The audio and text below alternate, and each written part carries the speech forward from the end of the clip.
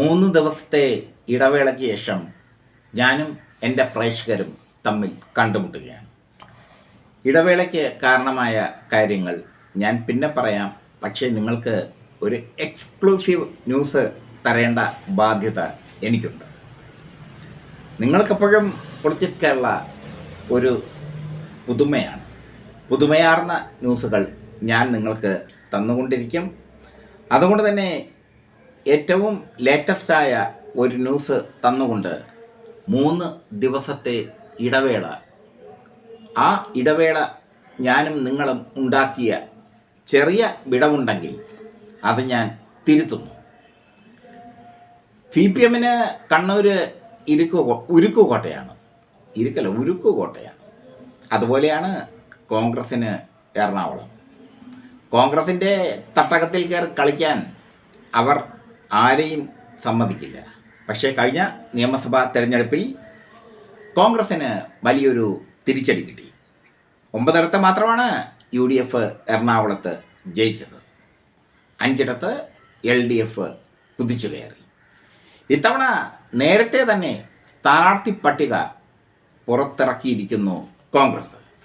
അതിലേറ്റവും കൗതുകമാർന്ന ഒരു കാര്യം, കളമശ്ശേരിയും കൊച്ചിയും തമ്മിൽ വെച്ചുമാറും. കളമശ്ശേരി കോൺഗ്രസ് ഏറ്റെടുത്തിരിക്കുന്നു, കൊച്ചി മുസ്ലിം ലീഗിന് കൊടുത്തിരിക്കുന്നു. എറണാകുളം നിയമസഭാ മണ്ഡലത്തിൽ മറ്റാരുമല്ല, സ്ഥാനാർത്ഥി വിനോദ് തന്നെയാണ്, സിറ്റിംഗ് MLA വിനോദ്. അത് എറണാകുളം നിയമസഭാ മണ്ഡലം ഒരു കാലത്ത് ഇടതുപക്ഷത്തേക്ക് ചേക്കേറിയ KV തോമസിൻ്റെ തട്ടകമായിരുന്നു.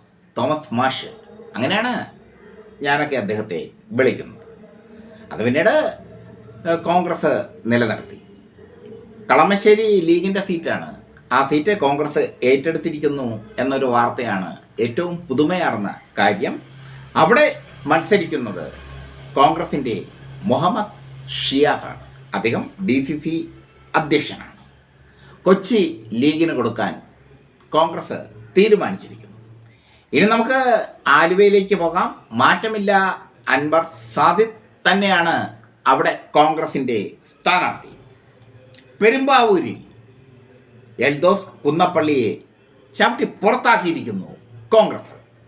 അവിടെ അഡ്വക്കേറ്റ് ജെയ്സൺ ജോസഫാണ് സ്ഥാനാർത്ഥി.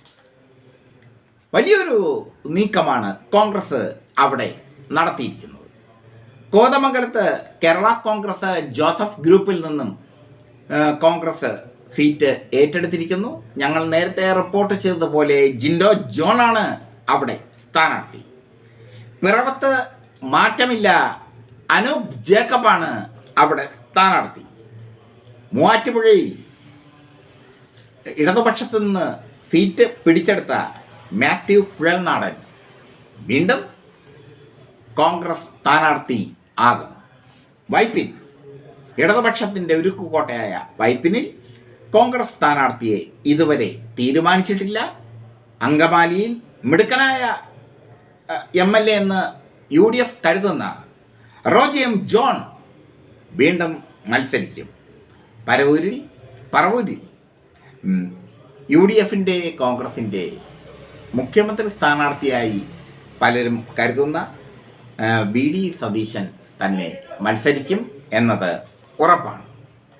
കുന്നത്തുനാട്, 2020-ക്ക് ഏറെ പ്രാധാന്യമുള്ള കുന്നത്തുനാട്, അവിടെ കോൺഗ്രസ് സ്ഥാനാർത്ഥി ആരാണെന്നുള്ളത് ഇതുവരെ പ്രഖ്യാപിച്ചിട്ടില്ല. പക്ഷേ തൃപ്പൂണിത്തുറയിൽ രമേശ് പിഷാരടിയാണ് കോൺഗ്രസിൻ്റെ സ്ഥാനാർത്ഥി. സിനിമാ താരമായ രമേശ് പിഷാരടി, അത് വലിയൊരു മാറ്റമാണ്. തൃപ്പൂണിത്തുറ നമ്മുടെ കോൺഗ്രസിൻ്റെ എല്ലാമായ K. ബാബുവിൻ്റെ തട്ടകമായിരുന്നു. അദ്ദേഹത്തിന് അനാരോഗ്യം കാരണം അദ്ദേഹം ഇത്തവണ മത്സരിക്കുന്നില്ല. അതുകൊണ്ട് അദ്ദേഹത്തിന് പകരം ഒരു സെലിബ്രിറ്റിയെ നിർത്താൻ കോൺഗ്രസ് തീരുമാനിച്ചു. തൃക്കാക്കര മാറ്റമില്ല, ഉമാ തോമസ് തന്നെയാണ് സ്ഥാനാർത്ഥി. ചുരുക്കി പറഞ്ഞാൽ എറണാകുളം കോട്ട സുരക്ഷിതമാക്കാൻ നേരത്തെ തന്നെ സ്ഥാനാർത്ഥികളെ നിർത്തി. എറണാകുളം കോട്ടയിലേക്ക് സ്ഥാനാർത്ഥികളെ അവരോധിച്ചുകൊണ്ട് കോൺഗ്രസിൻ്റെ പ്രവർത്തനങ്ങൾ ആരംഭിച്ചിരിക്കുന്നു. 3 ദിവസത്തെ ഇടവേളയ്ക്ക് ശേഷം ഞാൻ നിങ്ങൾക്ക് മുമ്പിൽ ഈ സ്ഥാനാർത്ഥി പട്ടിക പുറത്തുവിടുന്നു. ഈ സ്ഥാനാർത്ഥി പട്ടിക തയ്യാറാക്കാൻ എന്നെ സഹായിച്ച കോൺഗ്രസ് നേതാക്കൾക്ക് നന്ദി, KPCC അംഗങ്ങൾക്ക് നന്ദി, എറണാകുളത്തെ എൻ്റെ പ്രിയപ്പെട്ട കോൺഗ്രസ് പ്രാദേശിക നേതാക്കൾക്ക് നന്ദി. നിങ്ങൾക്ക് അറിയാമല്ലോ, പൊളിറ്റിക്സ് കേരള പുറത്തുവിടുന്ന പട്ടികകൾ തെറ്റാറില്ല. അങ്ങനെ തെറ്റിക്കഴിഞ്ഞാൽ പിന്നെ പൊളിറ്റിക്സ് കേരള എന്ന പ്രസ്ഥാനം നിലനിൽക്കാൻ സാധിക്കില്ല. കഴിഞ്ഞ ലോക്സഭാ തെരഞ്ഞെടുപ്പിൽ ഇന്ത്യ മുന്നണി ശക്തിയുക്തം മുന്നേറുമെന്ന് പറഞ്ഞ ഒരൊറ്റ പ്രസ്ഥാനമേ ഇന്ത്യയിലുള്ളൂ. അത് പൊളിറ്റിക്സ് കേരള എന്ന ചാനലാണ്. അപ്പോൾ ഏറ്റവും വലിയ ഒരു പ്രത്യേകത, കളമശ്ശേരിയും കൊച്ചിയും വെച്ചുമാറാൻ കോൺഗ്രസും ലീഗും തീരുമാനിച്ചിരിക്കുന്നു. കളമശ്ശേരിയിൽ ലീഗാണ് മത്സരിച്ചുകൊണ്ടിരിക്കുന്നത്. അവിടെ ഇത്തവണ കോൺഗ്രസിന് വേണ്ടി DCC അധ്യക്ഷൻ തന്നെ ഇറങ്ങുന്നു എന്നൊരു പ്രത്യേകതയുണ്ട്. മറ്റൊന്ന്, നമ്മുടെ തൃപ്പൂണിത്തുറ നിയോജക മണ്ഡലമാണ്. അവിടെ രമേശ് പിഷാരടിയെ സ്ഥാനാർത്ഥിയാക്കാൻ കോൺഗ്രസ് തീരുമാനിച്ചിരിക്കുന്നു. തൃക്കാക്കരയിൽ ഉമാ തോമസ് തുടരും.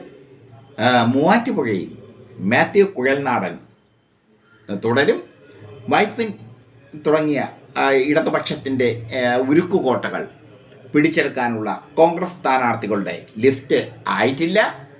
പറവൂരിൽ BD സതീശൻ അശ്വമേധം തുടരും. കോതമംഗലം ജോസഫ് ഗ്രൂപ്പിൽ നിന്ന് കോൺഗ്രസ് ഏറ്റെടുക്കും. ഇത് എക്സ്ക്ലൂസീവായി പൊളിറ്റിക്സ് കേരള പുറത്തുവിടുന്നു.